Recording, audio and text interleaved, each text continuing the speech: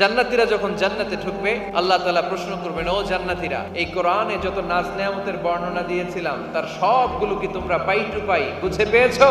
জান্নাতীরা বলবে পেয়েছি। হঠাৎ এক জান্নাতি হাত তুলে বলবে, আল্লাহ একটা জিনিস তো পাই নাই। সবাই বলে পাইছি, তুমি পাও নাই। কি পাও নাই? কয় আমনেরই তো পাই নাই। সব দেখলাম, সব খাইলাম, সব দেখলাম, কিন্তু আপনারা তো দেখলাম না। আল্লাহ তাআলা তখন বিশাল জান্নাতের এক কনফারেন্স রুমে সবাইকে বসিয়ে আল্লাহর দিদার মানুষকে দেখাবেন। আল্লাহ তাআলা তার গোপন সৌন্দর্যকে সেদিন জান্নাতীদের সামনে প্রকাশ করে দেবেন। আল্লাহর হাবিব বসবেন ওই কনফারেন্স রুমে সবার সামনে। আল্লাহর হাবিবের পেছনে বসবে অন্যান্য নবীরা।